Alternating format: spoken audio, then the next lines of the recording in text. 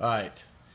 There's one other thing that A and B do other than just stretch. And let me just write what we've got. With a function, we'll say g of x is a kind of a reflection, translation, rotation, not rotation, but and a stretch of f of x. So if I said g of x is equal to, here is a, b, h, and k written. We've got a, all right, that is times the f of separated 1 over b x minus h 2 parentheses plus k. All right, and that is everything that you are going to have to do to move, to stretch, to flip, all right, this function around. And we're still going to focus on a and b, all right?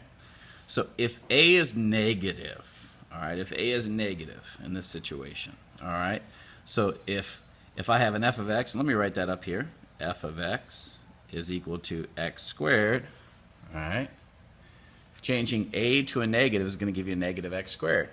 Well, lo and behold, look at that, all right, y equals x squared is up here, and y equals negative x squared is right here. And if you think about it, right, this takes your answer, which is your output, and turns it into a negative. So normally if I plug in 1, I get positive 1.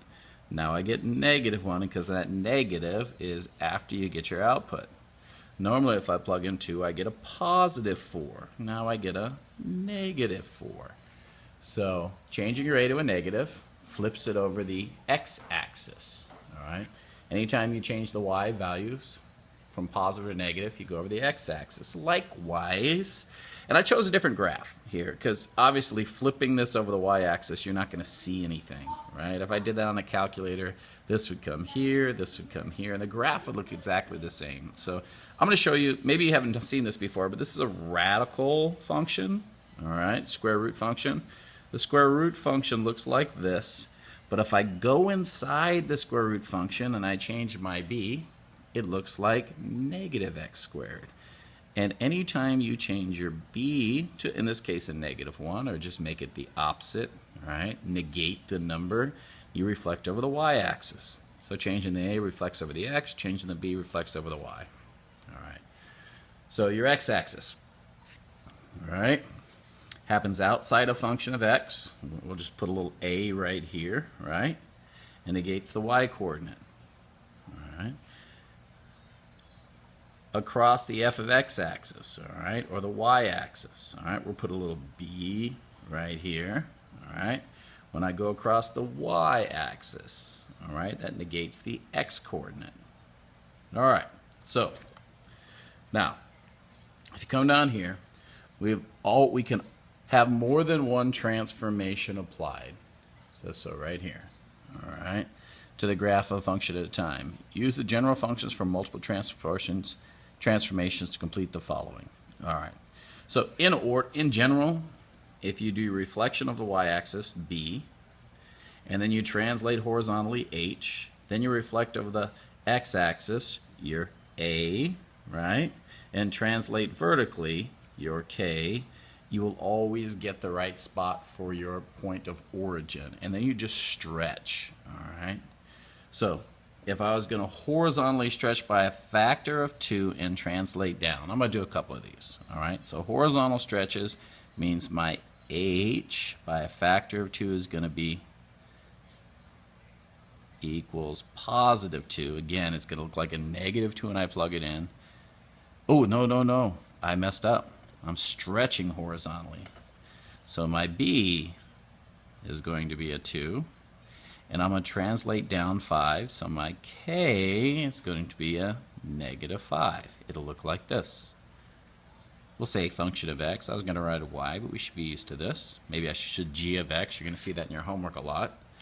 So, but we'll say f of x equals, this is going to be in the function. We'll pretend it's a square function. We'll say 1 over 2 times x quantity squared minus 5. All right. Let's write this as just a g of x, a general function. All right. So if I was going to write this as just a general function, I would write this. I would say g of x.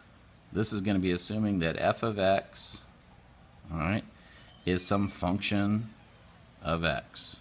No specific function. G of x would be the change of f of 1/2. You're changing the f function of x squared minus 5. So we're not going to write this specific to quadratics. We're going to write it as a general function now. Assuming that f of x, all right, in this case, is some general function, all right, our g of x is going to be a transformation of that. So reflect across the x-axis and then horizontally compress by a factor of 2/3.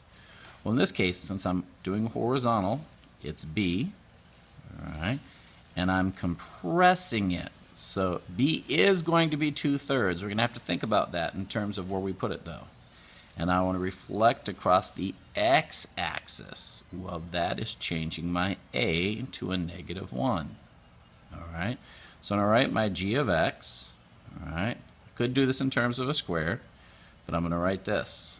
All right, first I have a negative outside, and then inside the function I have 1 over, all right, so it's a horizontal compression, 1 over 2/3 x.